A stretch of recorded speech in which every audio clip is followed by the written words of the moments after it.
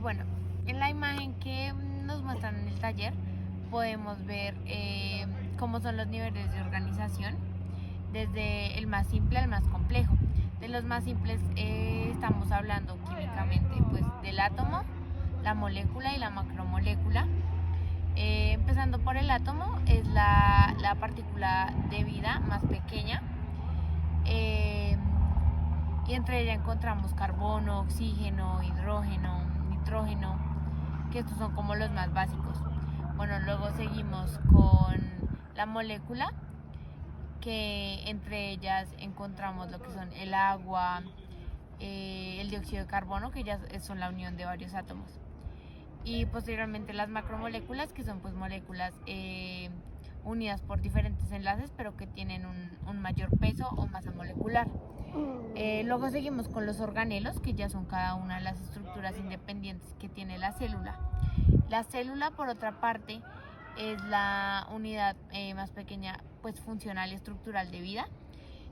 Seguido de esto, la unión de células conforman lo que son los tejidos, que en el cuerpo humano pues básicamente estamos completamente llenos de ellos. Posteriormente, la unión de tejidos con una misma estructura conforman lo que conocemos como órgano, que el órgano desempeña una función específica dentro de lo que es un sistema, que el sistema es la unión de varios órganos. Y los diferentes sistemas, como sistema respiratorio, excretor, digestivo, son los que hacen posible pues que se conforme un organismo, que el organismo ya somos pues cada uno de nosotros y que estamos en constante intercambio de energía pues con el entorno que nos desarrollamos. Bueno, en el segundo punto nos habla básicamente de la célula. Entonces, para empezar vamos a definir qué es la célula. La célula pues es la unidad funcional, fundamental y estructural que compone todos los organismos.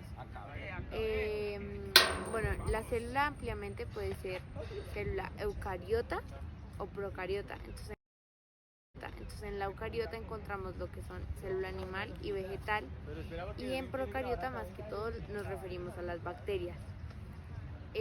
Bueno, por otra parte encontramos que el ser humano está compuesto por amplios grupos y por diferentes clases de células, entonces no podemos especificar cuántas tiene exactamente, pero en sí son grandes 8 o 9 grupos, entre las que son células sanguíneas, células cartilaginosas, células epiteliales, células nerviosas, y son grandes grupos por cada una. Digamos, en las sanguíneas tenemos lo que son linfocitos, eritrocitos, leucocitos, que cada una cumple una función diferente en el cuerpo. Entonces básicamente hay células reproductoras y así, entonces son muchas, pero entonces básicamente el cuerpo está compuesto de células que a su vez forman tejidos. Bueno, en el tercer punto nos habla de que cuál es la clasificación de las células. Entonces se clasifican en labiales, en estables y permanentes. Eso, según su forma de regeneración, perdón. Los labiales se multiplican toda la vida. Los tejidos compuestos por estas células tienen un alto potencial de regeneración, como por ejemplo las células epiteliales y las sanguíneas. Las células estables no se multiplican, conservan su latencia y pues hacen un proceso de mitosis según un caso específico o de urgencia. Estas son las células glandulares, endo y exocrinas. También están las células permanentes, que esta no es posible la regeneración. Los tejidos son conformados por estos, que son separados por tejidos fibrosos, como por ejemplo las neuronas y los socrómeros. No, me corresponde el punto 4 del taller. En esta vamos a hablar de tres estructuras muy importantes en la célula. La primera de ellas es la membrana plasmática. Es una membrana que se encuentra en todas las células y separa el interior de la célula del ambiente exterior. Esta está compuesta por una bicapa lipídica que es semipermeable. La función de la membrana es regular el transporte de materiales o compuestos que pueden entrar y salir de la célula, como las proteínas o los glúcidos. También es como una protectora, cumple una función de protección a la célula y de proporcionar un entorno estable. Está encargada del transporte de nutrientes dentro de la célula y también el transporte de sustancias tóxicas fuera de la célula. En la membrana plasmática se ve involucrada en procesos biológicos importantes como lo son la ósmosis, la difusión y la difusión. Uno de estos es el citoplasma. Este es como una estructura celular cuya apariencia es demasiado viscosa, es muy viscosa. Se encuentra localizado dentro de la membrana plasmática, pero fuera del núcleo de la célula. Este está compuesto por agua, proteínas, lípidos, carbohidratos, ARN, sales minerales y otros productos del metabolismo. En su interior, pues la función es que alberga a los orgánulos celulares y ayuda para el movimiento de estos. En el citoplasma también se encuentran algunos nutrientes que son los que pasaron la membrana plasmática y son los encargados de nutrir a los orgánulos. Otra parte después del citoplasma es el citoesqueleto, que es considerado un orgánulo y está compuesto de proteínas en forma tridimensional. Este está encargado de proveer como un soporte adentro de las células eucariotas y también lleva una organización de las estructuras internas y participa en los procesos de transporte, tráfico y división de las células. Este está compuesto de filamentos, actina, microtúbulos y septinas, y en los procariotas de proteínas estructurales.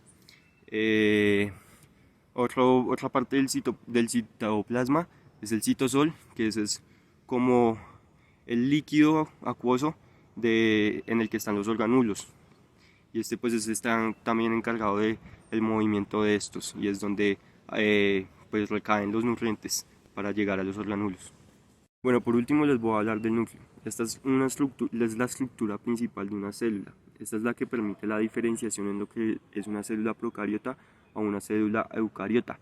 También es considerado el compartimiento más grande de la célula y en la mayoría de células está ubicado justo en el medio, pero hay algunas excepciones en las que el núcleo está ubicado a la periferia. Posee una envoltura nuclear que está formada por dos membranas, y esto lo que hace es separarlo del citoplasma. El material genético está en su interior, en el interior del núcleo, organizado junto con proteínas. Las funciones principales del núcleo es que contiene el acervo de toda la información genética de la célula, excluyendo lo que es el ADN mitocondrial y de los cloroplastos.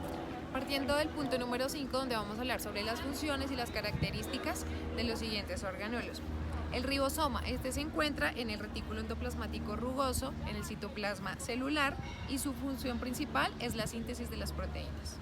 El segundo es el retículo endoplasmático. Este es un sistema que conecta el núcleo con el citoplasma y su principal función es la biosíntesis de proteínas y lípidos. Se divide en dos: el retículo endoplasmático liso, que este no contiene ribosomas y su función es la síntesis de los lípidos. Por el contrario, el retículo rugoso tiene la función de sintetizar proteínas y sí contiene ribosomas. El tercero es el complejo de Golgi. Este es un sistema de membranas que conecta el citoplasma con la membrana celular.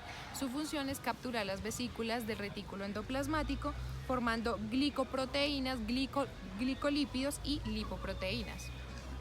El cuarto es el lisosoma. Estas son estructuras membranosas que contienen en su interior enzimas. Estas enzimas son las encargadas de digerir material dentro y fuera de la célula. Actúan como mecanismo de defensa, dirigiendo dichas bacterias y activando el sistema inmunológico. El quinto es el perizosoma. Este es un compartimiento esférico rodeado de una sola membrana. En él ocurren rutas metabólicas de oxidación que son esenciales para la célula. Posee más de 50 enzimas que pueden degradar ácido úrico, ácidos grasos y aminoácidos. Como último vamos a hablar de la mitocondria. Estas están rodeadas por una membrana de doble capa que poseen genoma propio, como también ARN ribosomal y de transferencia. Su principal función es almacenar y proporcionar energía en forma de ATP por medio del ciclo de Krebs. El mapa conceptual habla sobre las funciones celulares. Las funciones celulares son varias, entre ellas está la reproducción, el metabolismo, la respiración, la nutrición, la digestión, la secreción, la excreción, entre otras. Pero las más principales serían la reproducción, la respiración, el metabolismo y la nutrición. Ahora voy a hablar de la reproducción. ¿Qué es la reproducción? La reproducción es cuando una célula madre genera una o más células hijas de ella misma o con otro organismo. Esta se divide en dos, en sexual y asexual. La sexual tiene que ver cuando dos organismos que son unicelulares y similares pues en su composición se fusionan nuclearmente para generar una célula hija. Y la asexual es cuando una célula madre se fragmenta en dos o más para que esos dos fragmentos o más fragmentos se conviertan en células hijas. Bueno, ahora hablemos del metabolismo. El metabolismo en sí es una serie de reacciones químicas, las cuales pueden ser anabólicas o catabólicas. Las anabólicas quieren decir que absorben energía. ¿Qué quiero decir con eso? Que una sustancia simple se convierte en un compuesto complejo, y en la catabólica es básicamente lo contrario. En vez de absorber energía, libera energía y transforma compuestos complejos en sustancias simples. La respiración es cuando la célula oxida los alimentos para generar energía a través del ATP que crea. Este proceso se ve en la glucólisis y en el ciclo de Krebs. Esta se divide en dos, en aeróbica o anaeróbica. La aeróbica, como su nombre lo dice, quiere decir que utiliza aire para hacer el proceso. Y la anaeróbica es cuando no necesita aire, oxígeno para hacer el proceso. La célula también tiene otro proceso que es la nutrición. La nutrición es cuando la célula recoge materia orgánica y de esta coge la energía para hacer sus necesidades vitales, sus actividades vitales. Se divide en dos, en heterótrofa y en autótrofa. La heterótrofa es cuando la célula consume esa energía o consigue esa energía de un organismo externo, porque de materia orgánica que forman otras células, otros organismos que no sean el mismo. Y la autótrofa es cuando la célula genera su propio alimento.